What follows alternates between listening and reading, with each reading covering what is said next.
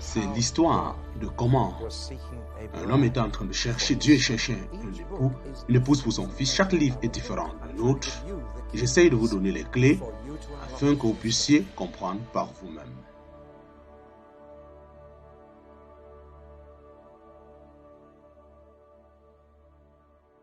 Explication de Pierre, partie 2.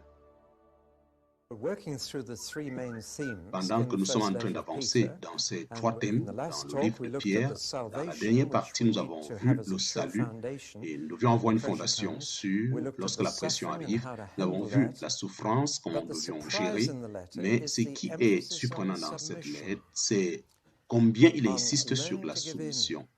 Apprendre à gérer, apprendre à accepter ce qui se passe. Et ce n'est pas seulement relationnel avec la souffrance dont Pierre est en train de parler, mais il dit premièrement, apprenez à vous soumettre aux autorités.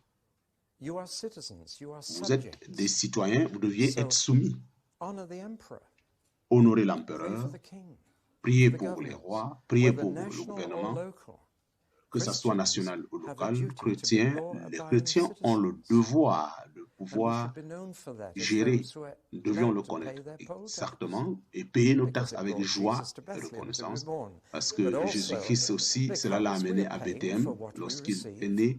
Et nous payons aussi de la manière. Les chrétiens ne devraient pas être parmi ceux-là qui se plaignent de leurs taxes. Et nous devions honorer les autorités. Prier pour les autorités, nous devions être connus comme des sujets loyaux.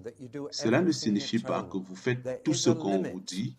Il y a une limite pour obéir aux autorités civiques. Et Pierre lui-même, qui est en train de dire ça, nous devions... C'est lui qui a dit que nous devions obéir à Dieu plus qu'aux hommes. Lorsque l'autorité leur a demandé d'arrêter de prêcher Jésus-Christ dans les rues, c'est ce même Pierre qui dit nous devions obéir à Dieu plutôt qu'aux hommes. Ici, il y a une limite de la soumission.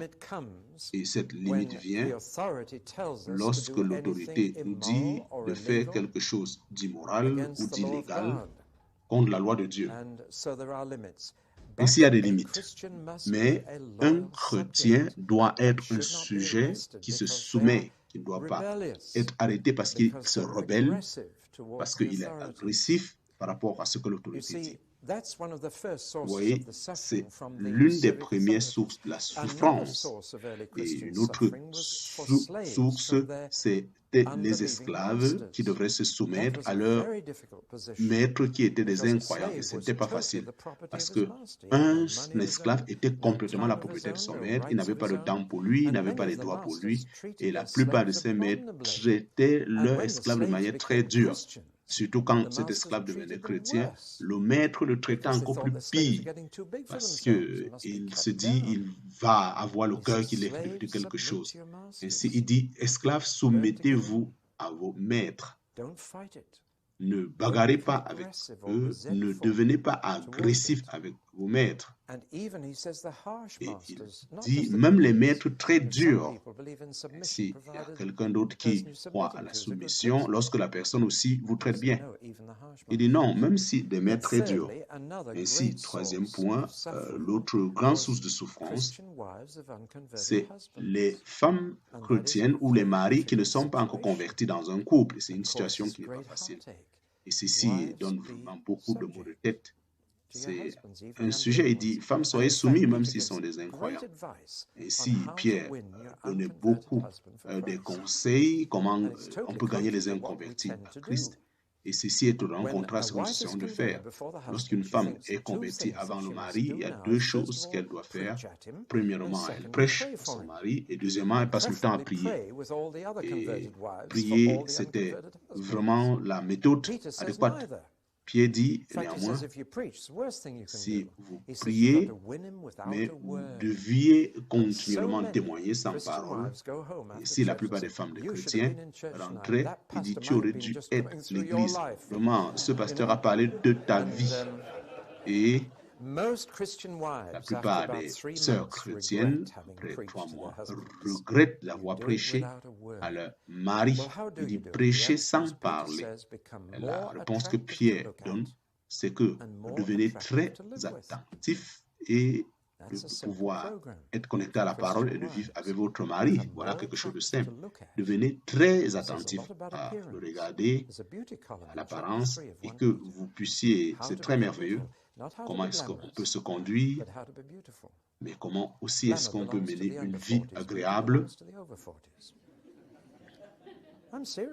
Et je suis sérieux quand je parle ici. Une femme belle, lorsque je l'ai rencontrée, elle avait une face pour pouvoir s'exprimer. Mais d'une manière ou d'une autre, j'ai dit, est-ce que tu as une merveilleuse face? Et sa réponse m'a surpris. Elle dit, tu n'es pas le premier homme à me dire cela. Elle m'a dit ceci, lorsque j'étais jeune, j'étais tellement laide, je n'étais pas aimé partout. Mais lorsque j'ai eu 27, j'ai rencontré Christ et je l'ai aimé. Et la prochaine semaine, c'était tellement joyeux. Et j'ai dit, Seigneur, s'il te plaît, Seigneur Jésus-Christ, récupère cette joie. Je ne vais pas faire confiance à la joie, mais fais confiance à toi. Et j'ai eu beaucoup de chrétiens qui prient plutôt pour que la joie demeure, mais elle a dit, Seigneur, enlève cette joie. Et vous savez, vous deviez être comme des personnes que vous aimez. Elle dit, oui, c'est ce que j'ai pu découvrir. Et je ne peux pas oublier cela. Ici, elle a eu le secret de 1 Pierre chapitre 3. Et ceci veut dire qu'elle a pu expérimenter. C'est une bonne nouvelle, n'est-ce pas? Et cela vous donne la joie. Il dit, devenez beaucoup plus attractif de la manière dont vous vivez et votre mari, il pourra dire, j'ai une meilleure femme à cause de Jésus-Christ. Vous savez ce que la plupart des maris disent? Il dit vraiment, c'est Jésus-Christ qui rend ma femme ainsi. Et vraiment, cela est difficile. Et ceci est très important, que les femmes apprennent comment manager et être avec leur mari. Et au lieu plutôt de s'intéresser trop, elles deviennent trop spirituelles, alors que le mari est lui abandonné de son côté. Elle doit vraiment apprendre. Ça, c'est des aspects pratiques, des conseils. Une femme est venue me voir et dit, j'ai un problème. Je lui ai dit, tu as un mari? Elle dit, c'est ça qui est ton problème? Elle dit, oui. Je dis, est-ce que c'est ton mari qui est ton problème? Elle dit, non. Je dis, mais quel est le problème? Pourquoi est-ce que tu viens me voir? Elle dit, il n'est pas un croyant, c'est un problème spirituel. Je lui dis, pourquoi tu ne gères pas? Est-ce que tu ne comprends pas que c'est un non-croyant? Il n'est pas intéressé aux choses spirituelles. J'ai dit, juste va lui poser ce problème. Ce que tu as besoin, c'est un peu de foi, que Dieu va parler au travers de ton mari. Comment c'est un non-croyant? J'ai dit, écoute, Dieu veut parler à un homme. Il a parlé à un homme au travers de son âne. Et si Dieu peut parler à un homme au travers de son âne, ça veut dire que Dieu peut te parler au travers de ton mari. Si 9 sur 10 acceptent cette déclaration, et cela me pense, cela m'amène à comprendre quelle est leur position. Elle s'est rendue et pendant un mois, elle était très fâchée contre moi. Je suis allé à David Carson, je lui ai posé un problème, mais il n'a pas réagi, il n'a pas géré. Mais 9 mois plus tard, pendant que j'y étais, elle est revenue et dit, j'ai un autre problème. Elle dit, cette fois, mon mari, je dis, quel est ton problème? Qu'est-ce que tu fais avec un mari qui, lui, n'est pas intéressé aux choses spirituelles? Il dit, est-ce que tu es sérieux? Elle dit, je suis très sérieux. Il est derrière. Il dit, qu'est-ce qui s'est passé? Il dit, pendant les 9 mois, j'étais fâché contre toi. Je suis allé vers mon mari de manière désespérée. Et je lui ai dit le problème, il a de la réponse. Et je dis, je ne sais pas qui était plus surpris, toi ou moi. Et ainsi, le mari a commencé à être intéressé ce jour. Et aujourd'hui, c'est un croyant. Et vraiment, c'est merveilleux. Il dit, ainsi voilà, le chemin qui conduit à la vie. Vous savez, votre problème, vous pouvez être manipulé, vous ne pouvez pas, mais vous devez être ici pour expérimenter. Si nous apprenons à être à ses côtés, je dis aux femmes qui disent comment est-ce que mon mari peut être sauvé, je dis arrête d'aller à l'église. Dis, mais oui, dis, comment je veux? Je dis oui, je suis sérieux. Dis, combien de maris viennent à l'église lorsque leurs femmes cessent pour pouvoir vivre avec? Et si Pierre reçoit beaucoup de sagesse, il dit, vous les femmes, vous amenez certains nombres de souffrances parce que vous êtes en train de tout faire pour entraîner votre mari. Lorsque le mari dit, vraiment, j'ai épousé une femme, mais ce n'est plus ma femme, c'est beaucoup plus avec Christ. et cela devient un peu embêtant. Alors que vous êtes marié, on doit comprendre ce principe. Ainsi, il y a un quatrième principe, du côté de la soumission, non pas la souffrance. Ainsi, il sépare les autres et il parle, ceci au dernier chapitre, il dit, vous, les jeunes, soyez soumis aux anciens, aux adultes. Il dit, apprenez comment respecter les adultes, afin de recevoir des conseils d'eux. Ainsi, l'une des punitions à Israël que le prophète Isaïe a annoncé, c'est parce qu'ils ne suivaient pas la voie de Dieu. Ils étaient conduits par des femmes et exploités par des juifs, des jeunes. Vraiment, quelle sentence! Mais ce n'est pas correct comme situation. Dirigé par les femmes, conduit par les hommes.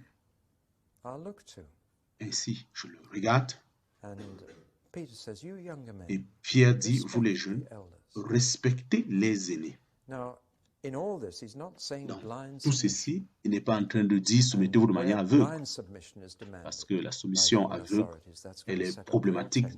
L'homme aime bien ce genre de style de soumission, mais c'est une attitude de cœur. Et ce que Pierre est en train de dire, c'est que dans tous les domaines de cette vie, développez l'attitude de ne pas bagarrer, de ne pas toujours vouloir vous justifier, de ne pas être agressif ou de tenir vos droits, parce que c'est l'attitude que vous devez avoir. Ceci signifie que lorsque la souffrance arrive, vous saurez comment manager. Ainsi, soyez prêts. Maintenant, je voudrais dire à un ami qui m'observe, qui vit dans notre région, je ne pense pas que je devrais faire face à ce problème pour Jésus. Et ce vieux m'a dit, David, si tu es fidèle dans des petites choses maintenant, Dieu vous accordera aussi la grâce d'être fidèle dans les grandes. Et vraiment, ça c'était sage. Et vraiment, j'ai pu saisir parce que c'était un ancien, un aîné, et je l'ai observé. C'était très sage. Ainsi, on doit développer cette attitude. Ayant cette fondation, on doit développer cette attitude. Et lorsque ceci arrive, on pourra gérer la souffrance. Ainsi, il y a un seul problème avec un Pierre, un passage très obscur, où il y a tellement d'interprétations sur ce passage. Et vraiment, quand vous le lisez, vous ne saisissez pas correctement.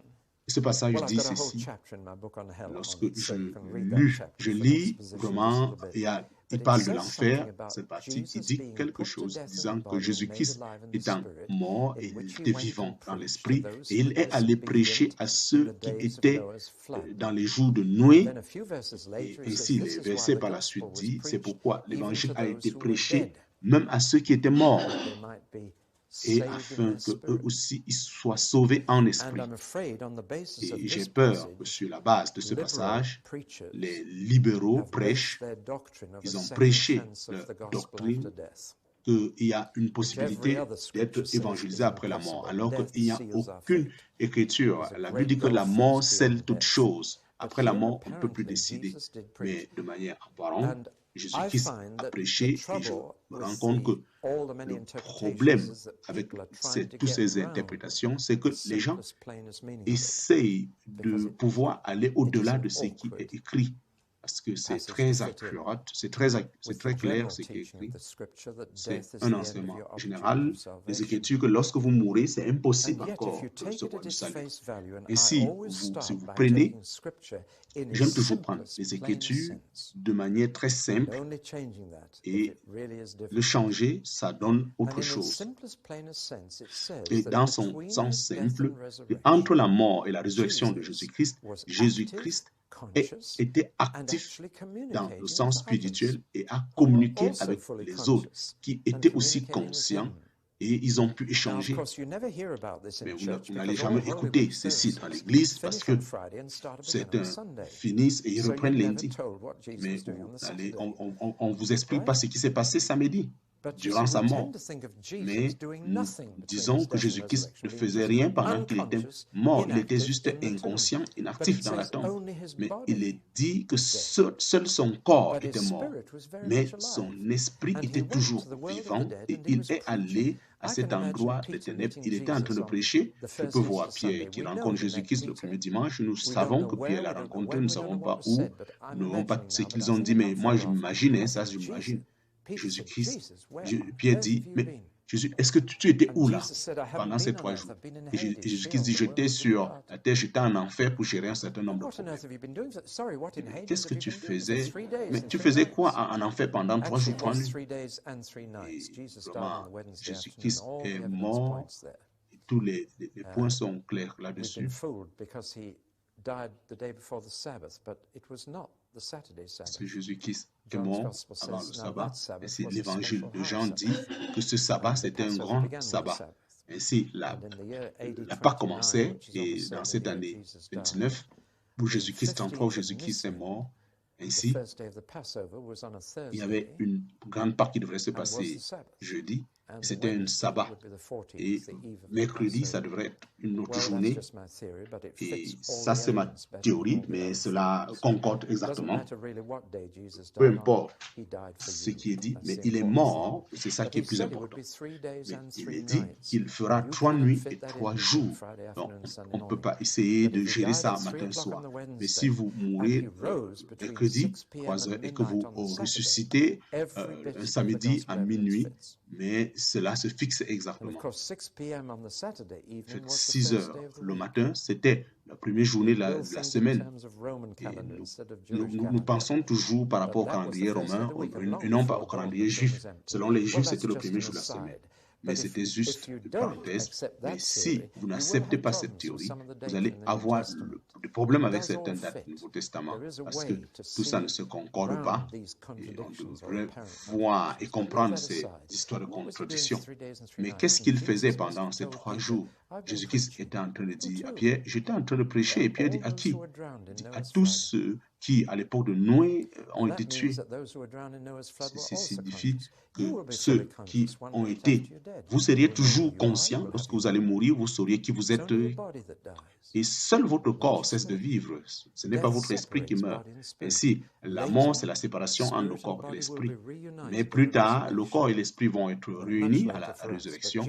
Mais plus tard, Jésus-Christ, ainsi, il a vécu ces 3 phases. Il était dans le corps et l'esprit jusqu'à ce qu'il est mort à la croix. Lorsque l'esprit, il a recommandé son esprit à Dieu, ainsi vivant dans son esprit, il a allé prêcher à ces personnes qui étaient désobéissantes à l'époque de Noé, et son corps et son esprit ont été encore réunis, et ainsi il pouvait ressusciter et vivre avec les disciples durant ces 40 jours.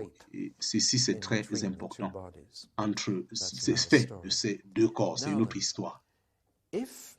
Si nous gérons cet aspect, cela signifie que Jésus-Christ est allé prêcher l'Évangile à cette génération particulière et uniquement à cette génération. Et ceci implique que c'était l'Évangile qui devrait les sauver et les racheter. Ainsi, est-ce que c'est une deuxième chance après la mort? Je peux dire oui, pour eux et pour eux seuls uniquement. Il n'y a pas un fait qui présente dans la Bible que quelqu'un va expérimenter cette grâce qu'ils ont eue. Alors, pourquoi est-ce que à eux seuls, ce que je peux dire maintenant, c'est juste une pure spéculation. Vraiment, si vous n'y croyez pas, moi, je dis ce que je pense. Et quand je serai au ciel, je vais vérifier exactement si j'avais tort. Mais voici ce que moi je pense. C'était une génération qui pouvait accuser Dieu en disant que Dieu est injuste. Tu nous détruis là et tu ne donnes aucune promesse. Et je crois que Dieu, pour pouvoir demeurer juste, il a dit, Fils, va leur dire l'évangile. Et je ne voudrais pas que quelqu'un, le jour du jugement, m'accuse de quoi que ce soit, et de manière injuste. Bon, ça c'est mes propres spéculations. Mais je sais que Dieu, il est tellement juste qu'il fait tout pour ne pas se retrouver en position où il peut être accusé.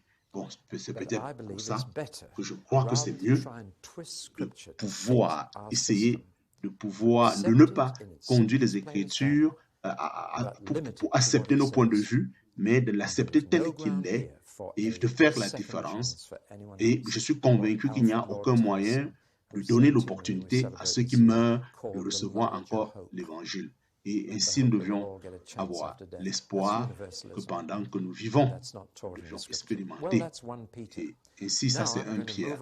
Maintenant, je vais me déplacer dans le livre de 2 Pierre, la deuxième lettre qu'il a pu écrire. Et ici, nous avons un diagramme qui est facile à comprendre. Ici, je vous ai donné quelque chose de compliqué au niveau d'hébreu, mais celui-ci, ce diagramme est très facile à comprendre, vraiment très très simple. Mais la deuxième lettre de Pierre, ne copiez pas très vite parce que je vais essayer d'expliquer. La deuxième lettre de Pierre, il parle d'une situation totalement différente. C'est les mêmes personnes. Il y a de cela quelques mois. Elle est différente dans le style. Et ces différences peuvent être très claires selon les manuels. Il dit, il utilise un peu ici. Mais la similarité dans ceci, c'est que Pierre est en train d'exprimer un certain nombre de choses qui reviennent. C'est pourquoi certains disent que la deuxième lettre n'est pas par lui. Je suis convaincu. Ainsi, les paroles favorites de Pierre, moi aussi, les paroles favorites de Pierre, je pense que l'une de ses paroles favorites, c'était ceci, ce qui est précieux. Il utilisait beaucoup ces paroles. Et ça, c'était l'une des paroles favorites de Pierre. Et si vous allez au travers des deux lettres, vous allez vous rendre compte où il est en train de parler, votre foi précieuse. Toute chose était précieuse pour Pierre. Toute chose avait de la valeur. Et il aimait utiliser ce mot précieux, précieux. Et c'est un mot que vous utilisez lorsque vous considérez quelqu'un à ma position précieuse. Précieux. Et si ceci me convainc que c'est Pierre, mais je pense qu'il est en train, la manière d'écrire est différente. Mais le contexte de cette lettre est totalement différent. C'est que maintenant, il est en train de parler des dangers à l'intérieur de l'Église. Il y a deux sortes de pressions auxquelles nous faisons face. La pression qui vient de l'extérieur et la pression qui vient de l'intérieur. Et celle qui est de l'intérieur est la plus dangereuse. Je vous ai dit que Satan n'a jamais pu détruire l'Église par l'extérieur. Plus il a attaqué de l'extérieur, l'Église est devenue très très forte. C'est pourquoi, durant les 3 premiers siècles de la chrétienté, lorsque ces chrétiens étaient mangés par les lions, l'Église n'a jamais s'éteint. C'est pourquoi, derrière, on pouvait aller à Chine, voir des villages où des populations nombreuses ont pu croire. Ainsi, l'Église a cessé de croître et est en train, il y a la tragédie qui arrive et des pasteurs qui sont en train de devenir, qui vivent. Et si tout ce qu'on est en train de focaliser, l'Église, la tendance de l'Église aujourd'hui, c'est juste l'apparence. Ainsi, nous pouvons utiliser. C'est une grande bénédiction. En fait, l'Église n'est pas toujours ce qu'elle est censée faire, ce qu'elle est censée être. Ici, il y a beaucoup de portes qui sont ouvertes pour nous, mais en Chine, vraiment, on a toujours cette Église qui est en train de croître devant la persécution. Alors, Satan ne peut pas détruire de l'extérieur. Et l'hostilité est quelque chose de très intéressant, mais l'hérésie est une pression rusée. Et 2 Pierre est en train donc d'interpeller par rapport à ce danger. Ici, il y a une question. Quand vous lisez 2 Pierre, spécialement le chapitre 2, vous allez vous rendre compte qu'il y a toujours, comme dans la lettre de Jude, certains d'entre vous l'avez noté, ici il y a 5 possibilités lorsque vous découvrez, c'est les auteurs de l'Ancien et Nouveau Testament. Il y a 5 façons d'expliquer l'un des problèmes. C'est quelle est la réponse que nous allons choisir. Par exemple, Isaïe, c'est une section dans le livre d'Isaïe et de Michée aussi. Dans les derniers jours, Dieu va envoyer son esprit. Mais quelle est la parole?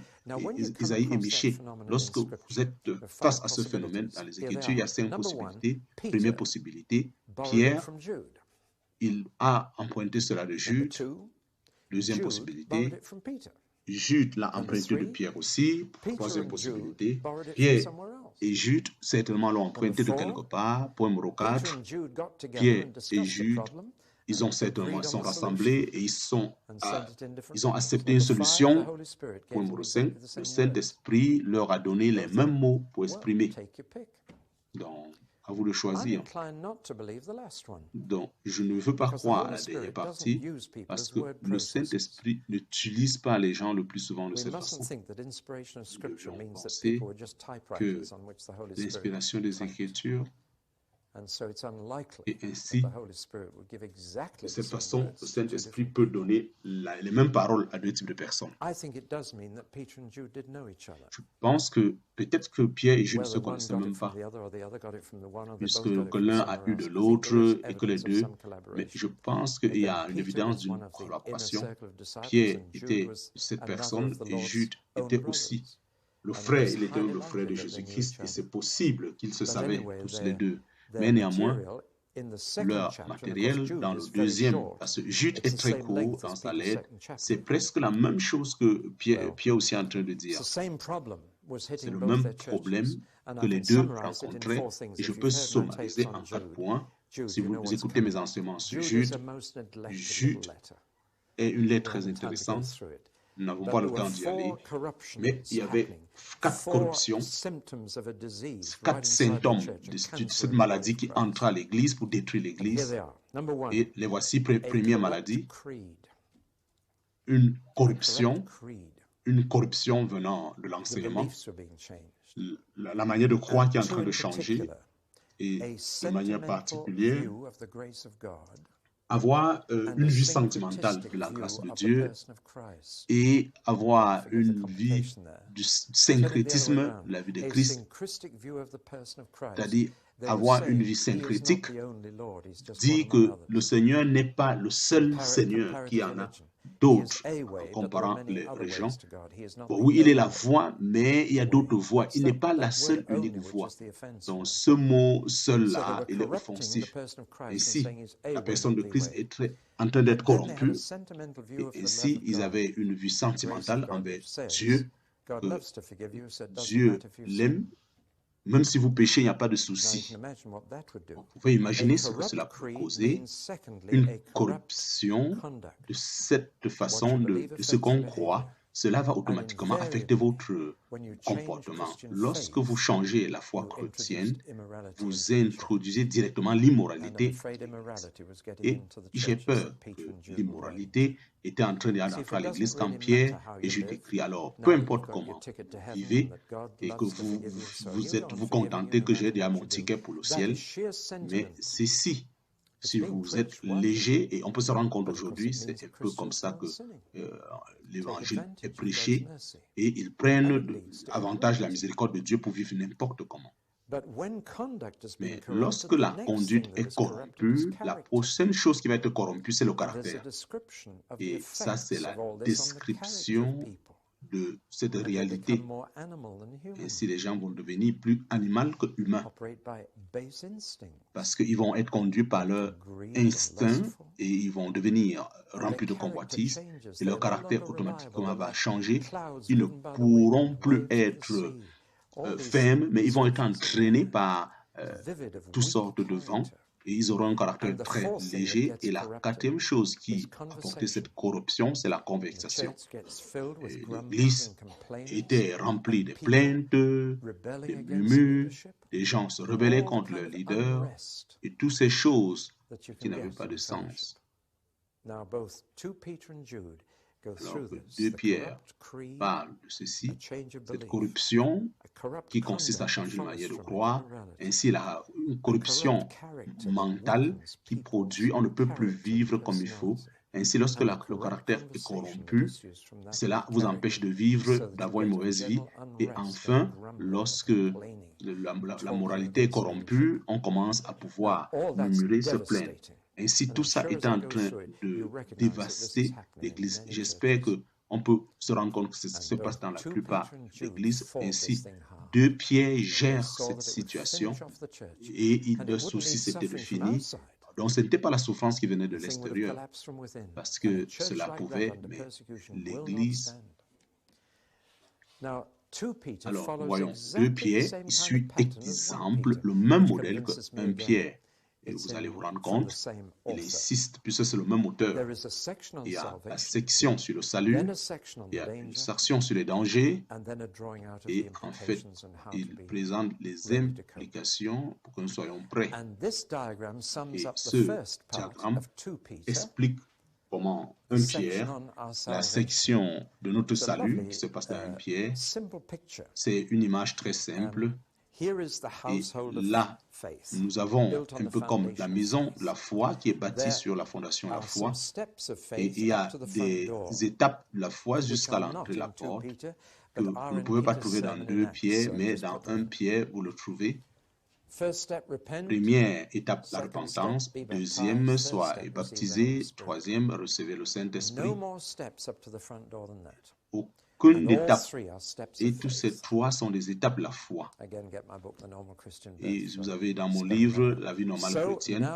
Ainsi, nous entrons dans la maison de Dieu et qui est basée sur la foi en prenant ces différentes étapes. Maintenant, une fois entrés, nous avons aussi des étapes. Il dit, à votre foi, ajoutez la vertu, ajoutez la connaissance à votre vertu et se contrôler, la patience lorsque vous contrôlez, et la sainteté, et en fait, et enfin, l'amour fraternel, et par-dessus tout, l'amour. Ainsi, il présente ces étapes. Vous seriez en train de bâtir votre espérance. Il est en train de parler de cette grande entrée. Comment est-ce que vous rendez votre appel très sûr? Si vous voulez que votre appel soit sûr, voilà comment. Et si vous le faites en grimpant ces échelles, voilà comment vous permettez à votre salut. Et si vous arrivez à cette grande porte de l'amour où l'Église doit normalement demeurer. Mais il insiste que si vous agissez ainsi et que si vous êtes convaincu de ce que Dieu va faire, vous devenez davantage plus ferme pendant que vous avez lu. Ainsi, l'Église est en train de grandir et établie sur la foi, grandit sur ces différentes étapes. Et à la fin, c'est l'amour. Et de l'autre côté, en haut, nous avons la gloire qui vous attend et le jugement pour certains. Et ainsi, vous entrez dans cette gloire. On vous souhaite la bienvenue. Ainsi, il est en train de dire, allez, avancez. Ne vous asseyez pas juste à la porte, à l'entrée de la porte, mais continuez à avancer jusqu'à entrer dans cette chambre haute. En d'autres termes, la réponse à l'hérésie, c'est la pureté. Les personnes qui sont là, en bas, ils sont vulnérables par rapport aux faux enseignements.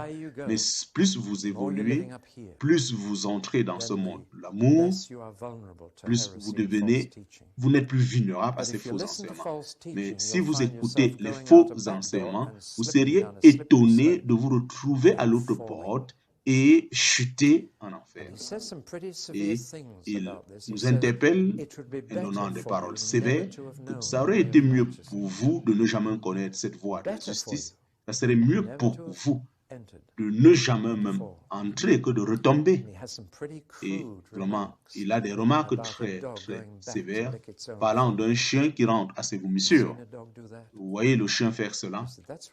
Il dit vraiment, c'est comme ça que vous êtes entré. Vous êtes sorti du péché et vous retournez. Vous êtes comme un chien qui retourne vers ses morsures ou comme un porc qui est en train de retourner. Lorsqu'on l'a lavé, il retourne se poutrer. Donc vraiment, prenez ces paroles très au sérieux. C'est mieux de ne jamais avoir connu et que de tomber encore. De tomber de la grâce. Cela veut dire, c'est comme si vous n'avez jamais entendu parler de la grâce. Et il y a quelqu'un qui a écouté. C'est-à-dire, vous pouviez traverser, vous retrouvez de l'autre côté. Et ceci arrive lorsqu'on est séduit par les faux enseignements. sur cette base. Et s'il n'y a personne qui grimpe, et après ils retournent, et ils peuvent facilement retomber. Et d'autres qui sont en train de grimper ces différentes étapes, et ils entrent dans le règne de l'amour, et enfin dans la gloire.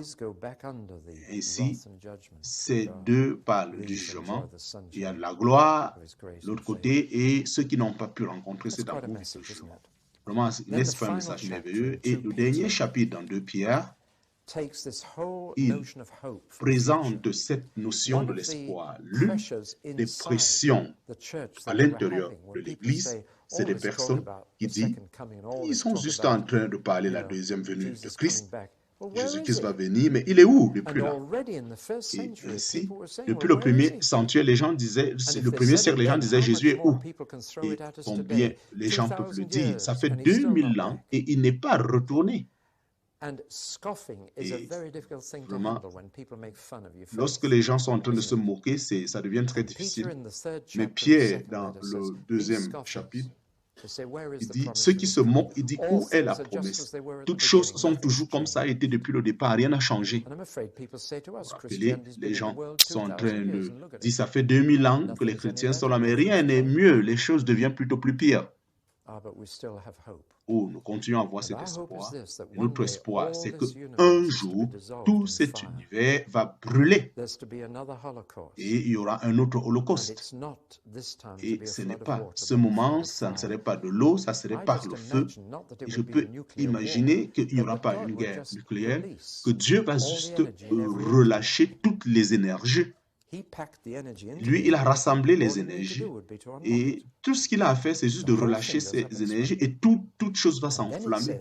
Et il dit, mais au-delà de ce feu qui sortira des flammes, il y a un nouvel ciel et une nouvelle terre que Dieu va établir.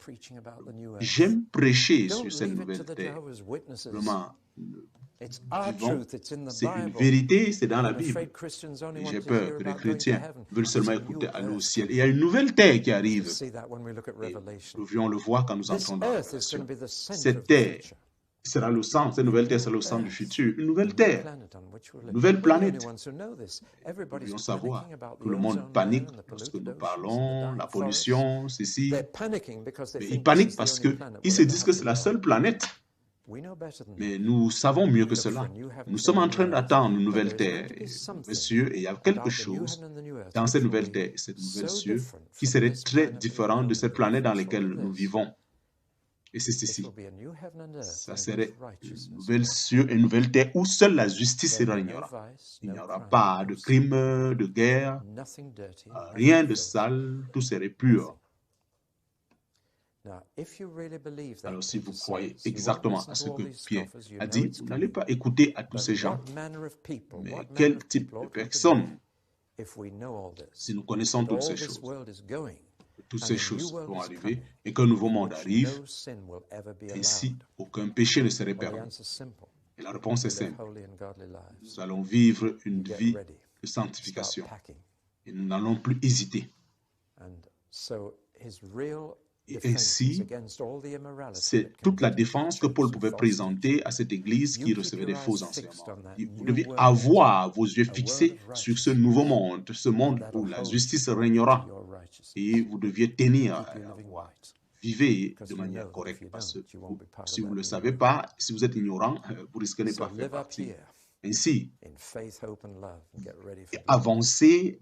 Quittez le stade de la foi, l'amour, l'espérance et avancez jusqu'à ce que vous écoutez ce son de la trompette, que vous puissiez enfin vous réjouir. Vraiment, quelle réunion! C'est ce que mon grand-père a pu dire. 3 mots sur sa tombe. Son nom, David Litchipawson. Quelle réunion nous aurions! Vraiment, il n'y aura pas de bruit, c'est une adoration pure, personne ne sera en train de crier, tout se passera correctement. Et c'est ce qui va se passer. Et ceux qui meurent auront les premières places, donc ne vous souciez pas. Si vous avancez, on va tous se retrouver là-bas au ciel et ça serait merveilleux. Pierre dit, gardez votre espérance en ce fait et vous allez vivre de la manière dont il est important de vivre. Et si vous n'allez pas écouter ces histoires, vous n'allez pas être saisi par ça, mais vous allez vous garder de cette église apostate et vous allez vous réjouir. Nous remercions Pierre pour ce fait qui peut nous permettre d'être tenus, et plus que la pression est en train d'arriver de l'intérieur des hérésies.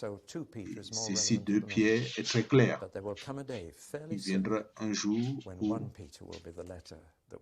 ce 1 Pierre pourra vraiment nous permettre de rester dans l'amour. Amen.